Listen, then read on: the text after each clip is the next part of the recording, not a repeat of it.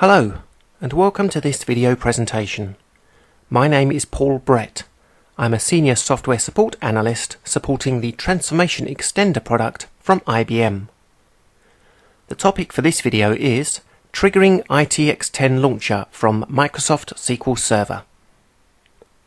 Feel free to reach out to me on popular social media channels at Paul Brett IBM. In today's demonstration, I'm going to walk through the following basic steps.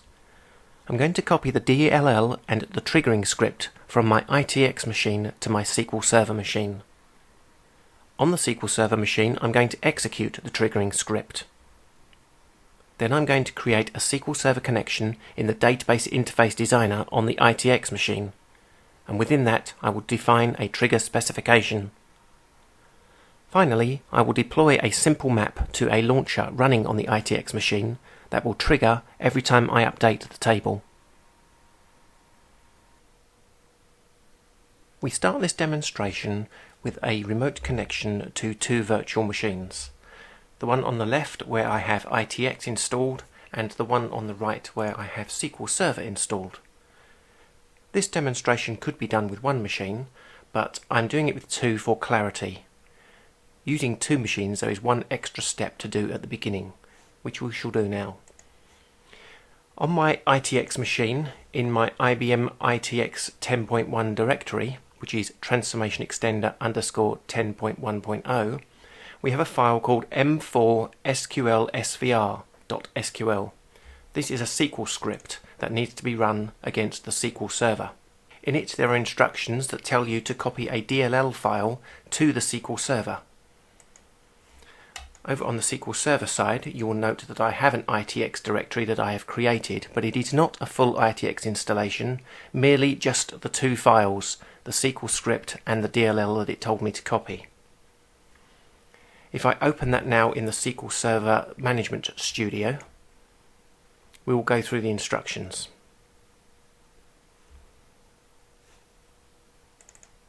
In the original script, it mentions to modify 4 lines in my script to conform to the actual installation of the ITX DLL file.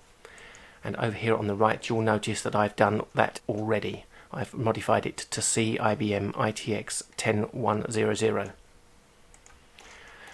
The next step it tells you to do is to change the name of the database that is going to be used for triggering. It suggests to search for the phrase step 3. To find where that needs to be done. So if we go to step 3, and in the script there's a line here that says use master.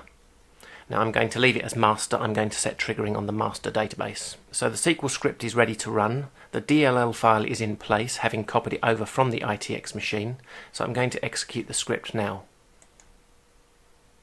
Okay, no fanfare, it just says commands completed successfully. So the next step is to see whether triggering actually works. I've opened the Design Studio, and as you can see I have one project called SQL_triggering. At the moment this project is totally empty. Here is the Explorer window showing the same area. Now our first step is to create a Database Interface Designer document.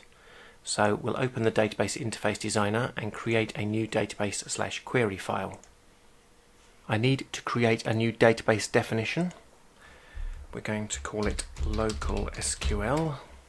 The adapter needs to be Microsoft SQL Server. I'm going to change the access user tables procedure only setting from yes to no. In the security section, I'm going to fill in my username and password. And in the data source section for both Database Interface Designer and Runtime, I'm going to paste in the name of my server from my clipboard, and then from the database selection I'm going to choose the master database. And okay, that's done. Next up, we need to check that we have a connection, and we can do this by double-clicking on the Tables section. All the tables to the database have come in, so that looks good. Let's create a query. I'm going to call my query query_test1. My query is going to be select star from dbo.test1. Next I will generate a type tree for that. The file name for this type tree is going to match the query name that I gave it. Click OK. Completed successfully. And finally I'm going to do the all-important step of defining a trigger. Now you will note in this window none of these entries are greyed out. This indicates a successful execution of the SQL triggering script on the SQL Server side. If for any reason this script had not been successful, some or all of these entries would be greyed out. You will also note that row-based triggering is currently ticked. This means that for every insert and update that I have selected, we will get the rows that have been inserted or updated sent to our map when it is triggered. If we took this tick out, we would get every row of the table every time the map was triggered. So let's go for OK there, and we're completely finished with the database interface designer for now. So we will save this document. I'm going to save it in my SQL triggering project area, and I'm just going to call it query file 1. Okay, let's move the database interface designer out of the way for the moment and back to the design studio. If I refresh my project, you will notice that I have not only my database query file but also a type tree. Next step is to create a map source file. So let's do that now. Map source. I'm going to call my map source test.mms, and it's going to be in the SQL triggering project. Within this source file I'm going to create a new map. I'm going to call the map test1, and for this map I'm going to create a new input card. The card name is in1. The type tree is going to be the one that we generated earlier, query test1. The object within that is going to be the dbSelect object. We'll change the source of the card from file to database. We will turn on adapter triggering with a command line of -t, and for the database query file we will use the picker to choose the MDQ file we created earlier, and it brings in our database connection and our query for us. Okay, some additional settings on this card. I'm going to turn the backup on, so that a backup of the input is created every time this map is executed. It will have a unique name and it will be stored in the map directory. For the map settings, I'm going to change the workspace to memory and turn on an audit log with a unique name in the map directory every time the map executes. Okay, I believe that's my map finished, so what I can do now is save, build and run.